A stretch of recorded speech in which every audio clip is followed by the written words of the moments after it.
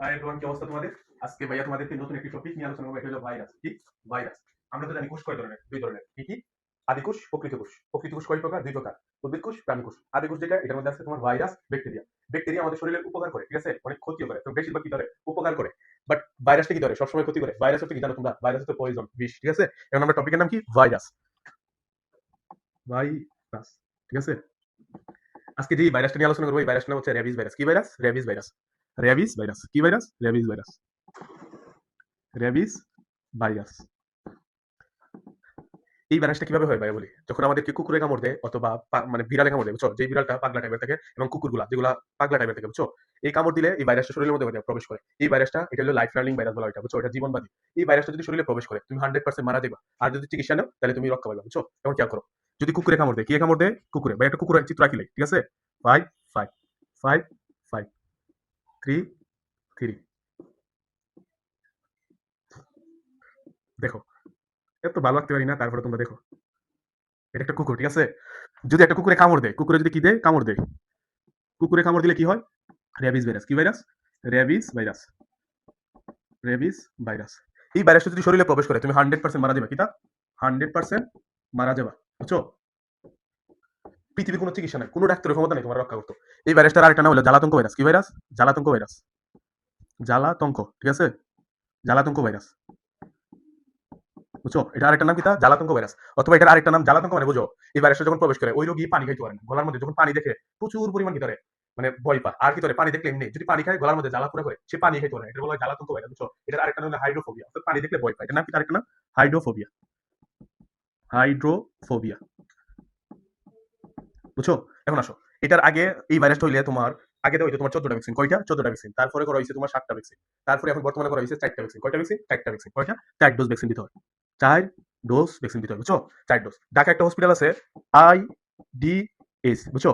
এই একটা হসপিটাল আছে, এটা মহাখালীতে পড়ছে, ইনফেকশন ডিজিজ হসপিটাল। কুকুর আর বিড়ালে যদি কামড় দেয়, তাহলে ওইখানে ফ্রিতে চিকিৎসা করা হয়। ফ্রিতে চিকিৎসা করে, ফ্রিতে চিকিৎসা করা। IDS, ইনফেকশন ডিজিজ হসপিটাল, এটা ঢাকা মহাখালীতে পড়ছে। এটা কোন জায়গায়? ঢাকা মহাখালী, বুঝছো, মহাখালীতে পড়ছে। ঢাকা মহাখালীতে পড়ছে এটা।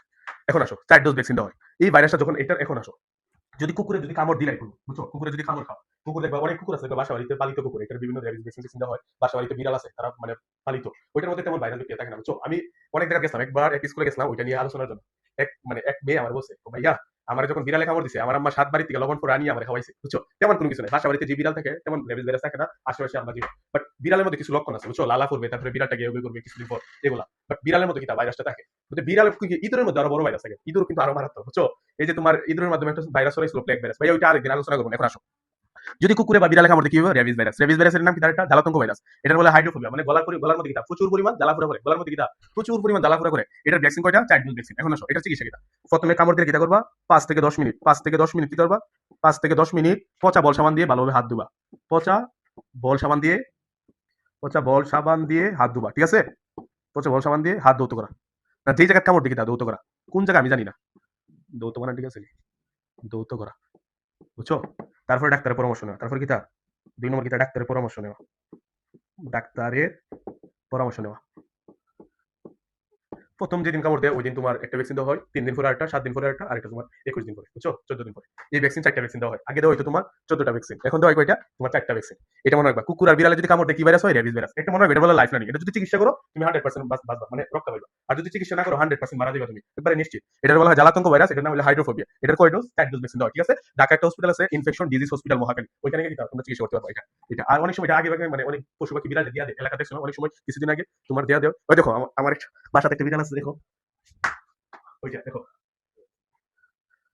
বুঝছো, ওইটা কিন্তু রেবিস ভ্যাকসিন দেওয়া আছে।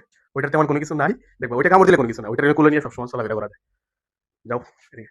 এখন শুনো, এটা কি? তার রেবিস ভাইরাস। কুকুরে যদি কামড় দেয়, কি হয়? কুকুরে কামড় দিলে হয় রেবিস ভাইরাস। রেবিস ভাইরাস জ্বালাতঙ্ক ভাইরাস, এটার নাম হাইড্রোফোবিয়া। এটা যদি যদি হয় কোনো, তুমি জীবনে বাঁচবে না, 100% মারা যাবে। ওইটার চিকিৎসা কি? প্রথম 5 থেকে 10 মিনিট পচা বল সাবান দিয়ে হাত ধুতে করবে, তারপরে কি? তার ডাক্তারের পরামর্শ নিবে, ঠিক আছে।